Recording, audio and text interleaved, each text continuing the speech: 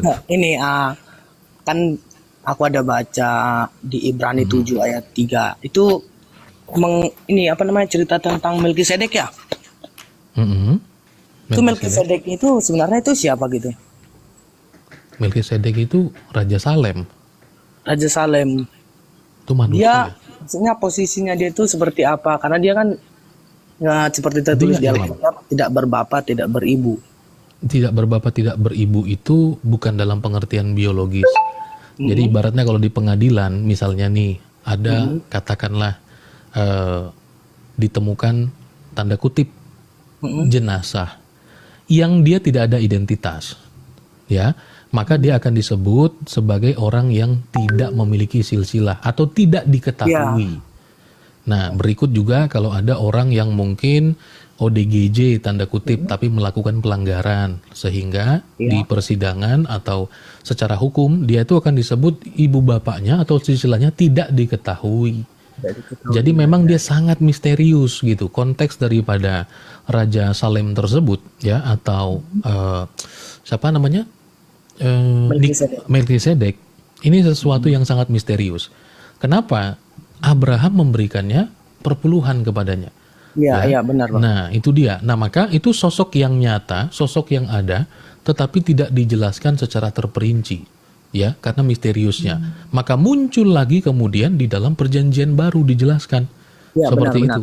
Nah, dan munculnya dalam perjanjian baru itu kan untuk menjelaskan tentang keimamatan Yesus, ya. Jadi Yesus itu imam menurut aturan Melkisedek. Jadi kenapa perlu disebutkan menurut aturan Melkisedek? Karena kalau imam seharusnya kan dari Lewi. Ya. Nah, tetapi ternyata ada imam tidak dari suku Lewi. Seperti siapa? Seperti Melkisedek. Jadi keimamatan Yesus itu dari jalurnya atau dalam pengertian seperti Melkisedek itu tadi. Nah, jadi bisa nggak kita bilang Bang bahwa Melkisedek itu adalah tipologi daripada Mesias? Bisa. Nah, tapi pengertian literal bahwa Melkisedek itu adalah Kristus dalam perjanjian lama, saya sih kurang sepakat ya dengan penafsiran tersebut. Karena Melkisedek itu bukan Kristus dalam perjanjian lama. Tapi kalau dikatakan itu adalah tipologi, itu bisa jadi. Ya, memang begitu. Jadi apa yang akan dikerjakan atau dilakukan dilakukan oleh Kristus di masa yang akan datang. Tapi ternyata penggambarannya itu sudah dilakukan oleh orang-orang sebelum dia.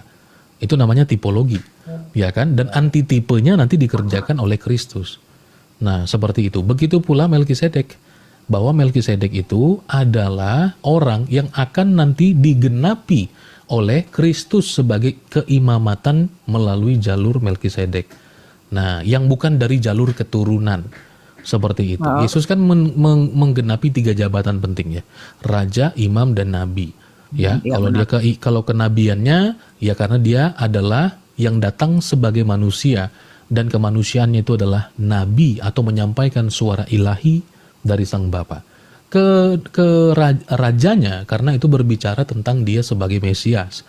Ya. Nah, berbicara tentang keimamatannya jalurnya Melkisedek. Nah, seperti itu. Tadi raja itu berbicara jalurnya kepada suku Yehuda ya. Suku Yehuda, sukunya Daud. Nah, seperti itu. Nah, itulah tentang Melkisedek itu tadi. Begitu, Bang. Misterius betul sih. Soalnya enggak terlalu rinci kan? Iya, betul.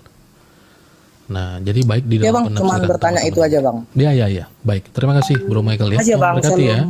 Shalom, shalom. Berkati.